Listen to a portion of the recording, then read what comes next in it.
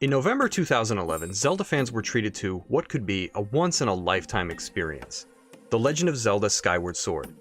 After over a dozen entries in the franchise spread over 25 years, players were finally given the ability to wield Link's sword directly through Nintendo's own Wii Motion Plus technology. I played through the game again just recently, 5 years after I originally played it, and almost 8 years after its release. My experiences this time around were different, and I actually managed to do everything there was to do in the game. This review will cover what was frosting, and what was just concrete cake. I will be discussing spoilers both big and small for a couple different Zelda games in this video, so if you've not yet beaten Skyward Sword, Zelda 2 The Adventure of Link, or The Legend of Zelda Breath of the Wild, then I advise you to come back to this video at a later date. With that said, let's get right into my pointless review of The Legend of Zelda Skyward Sword.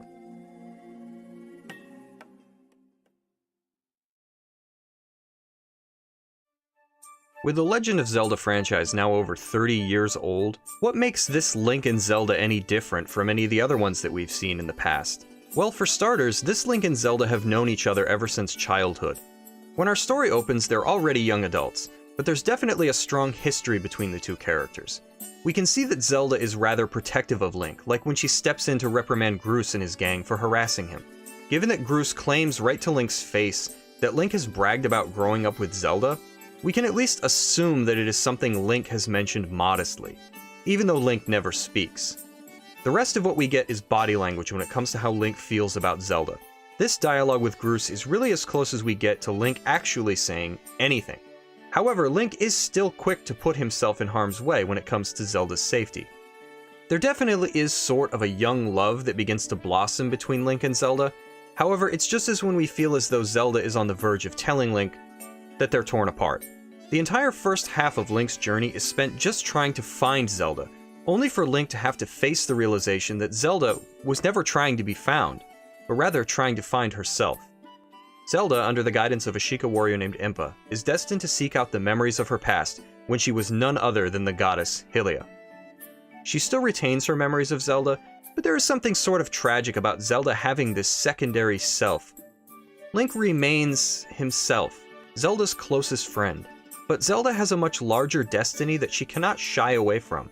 To see these two people torn apart by destiny and how this cycle that we fans are already familiar with begins really is tragic. Link, of course, remains silent in this game, but we feel his pain as the player. Link too has to make sacrifices, for during the latter half of the game he is to journey all over Hyrule, tempering his blade for future generations of the chosen hero. He has to let go of Zelda in order to focus on his own destiny. And just as Zelda has Impa at her side to guide her, Link has Fi, the spirit of the Goddess Sword, watching over him to make sure that he completes his mission.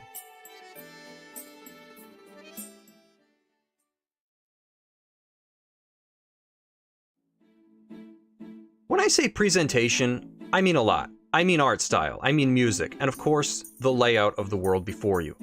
Skyward Sword is a journey, and these elements come together to create the world in which that journey unfolds.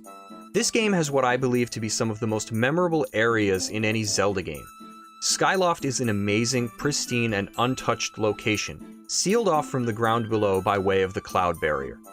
While the sky might seem barren to critics, that is exactly the point. The sky was meant to serve as a safe haven for the humans sent there by the goddess. Still, with goddess cubes to track down, heart pieces to piece together, bugs to be caught, equipment to be upgraded, gratitude to be had, pumpkins to be shot, and so much more, there's enough to keep you flying to and fro during your adventure. The air that brings the world of Skyward Sword to life is its music. Let me just say that there's a reason copies of this game came with a music CD. I've often heard that this game's soundtrack just doesn't cut it, but time and time again I found myself whistling along to the music. From flying in the skies, to roaming around Skyloft, to exploring dungeons, boss fights, and I'm biased, pretty much all of Lanayru, I'd say this game's soundtrack is intricately woven into its environments. These environments being specifically Hyrule, or at least as it will come to be known. It's a land that is only legend to the people of the sky. On its surface are many different creatures. We have the Kikwi, the Magma, and the Goron. Yet, almost no humans. Interestingly enough, Impa is the only human Link meets on his journey that did not come down from the sky. Of what is explorable, we have Faron Woods, Elden Volcano, and Lanayru. Faerun is prospering with its lush green ecosystems. Eldin is a volcanic region struggling with an ever-increasing presence of monsters. And Lanayru's time has come and gone, with ancient technology being your only window into a highly advanced oceanic civilization of robots, now replaced by an endless desert. I poked fun at this earlier, and it's just my opinion, but Lanayru is easily the highest point of Skyward Sword. From its music, to its massive desert landscape, to the glimpses we gain of its past by way of time-shift technology, Lanayru, despite being a wasteland, is the place that feels most alive. That isn't to say the rest of the game is no good. There are plenty of dungeons to conquer, and each is designed well enough to keep you engaged. Nintendo is at it again, hiding those simple solutions right in plain sight.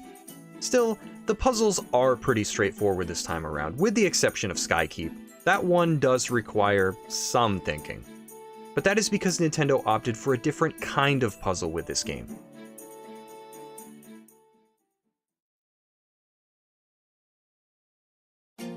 Specifically, the swordplay. Now, while I wish the motion controls could have been more ironed out, they work more than well enough to make Skyward Sword feel like one of a kind, which it is. Much like how Zelda 2: The Adventure of Link reimagined the swordplay from the first game, enabling and sometimes requiring Link to attack from specific heights, which by today's standards seems almost too primitive, Skyward Sword reimagines the combat once again by putting Link's sword right into the player's hand. To date, this is the closest we've gotten to actual swordplay in the Zelda series. Pressing a button, or simply waggling a Wii Remote isn't enough in this game. You not only have to keep an eye on your opponent to dodge and block incoming attacks, but you have to coordinate your own offensive as well so as to bypass your enemy's defenses. Especially important should you decide to tackle the game's hero mode. Some say this game holds your hand, but I'd say no more than any other Zelda game. A prominent example would be when you fight the pirate boss Servo. Fi offers little in the way of guidance, only suggesting that you prioritize sword thrusts due to the compact nature of the environment. To make matters worse, a spiked wall behind Link continually inches closer, giving you no choice but to fight back against Servo. This is one of the most tense fights in the game. There is just something about seeing this boss run straight at you. Oh, and if you haven't been using shield parries up to this point, you'll learn real quick. That said, not everything is icing. The only other aspect of the game that benefits from the motion plus technology is Loftwing flight. Even though the skies seem barren to some, boy are they fun to fly around in. Swimming, on the other hand, can feel sluggish and clunky in comparison, especially when you gotta make tight turns. Throwing and rolling objects and balancing require motion controls as well, which, it's not that these latter things don't work, it's just that you do start to miss those simple button presses when it comes to those simple actions. Still, if you come for the swordplay and the flight mechanics, the rest won't bother you.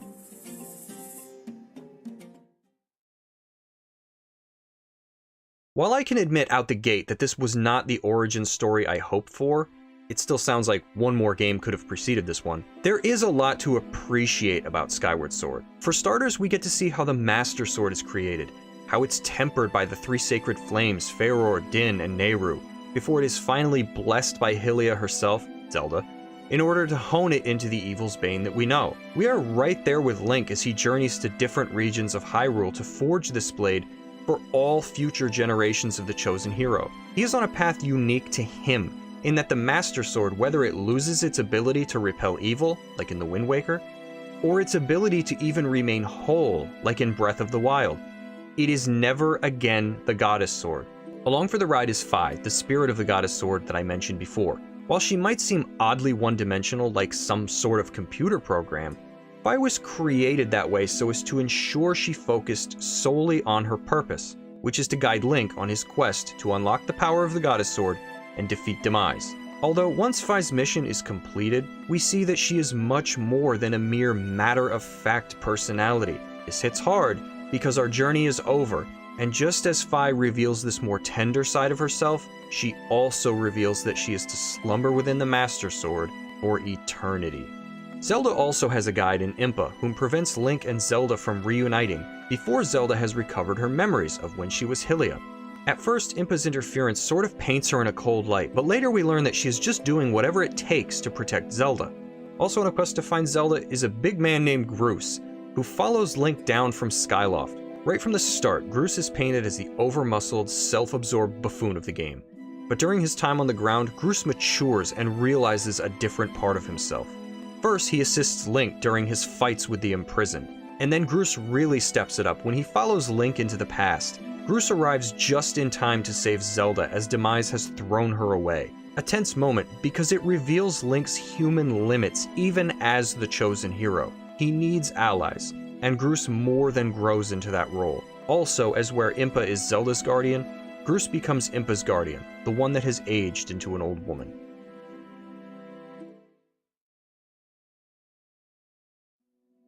Link and Zelda.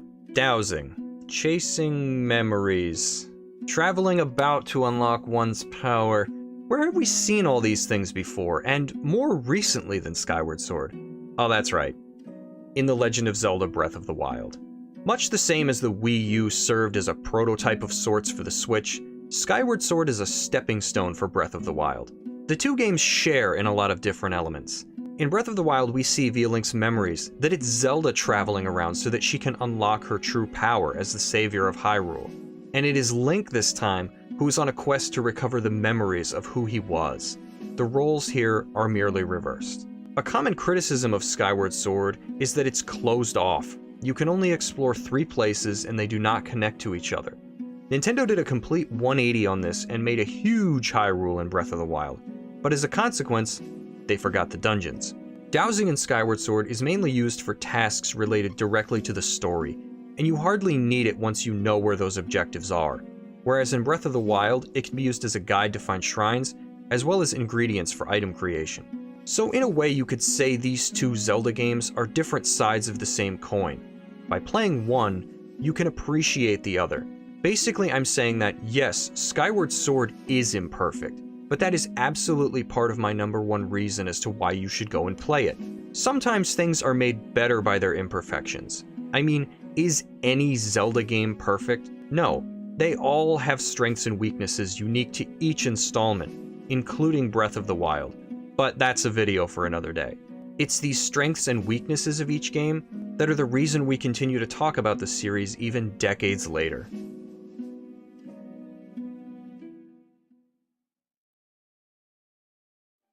So there you have it. 5 reasons why The Legend of Zelda Skyward Sword is awesome. Let me know what you think. If you had 5 things to say about this game, what would they be? Let me know in a comment. Leave a like if you enjoyed this video, as it helps me continue to make content. Please share this video with anyone you think might enjoy it. Consider subscribing if you haven't already, because more content like this will be released monthly. And most importantly, thank you for taking the time out of your busy day to watch, and I will see you in May for a new pointless review.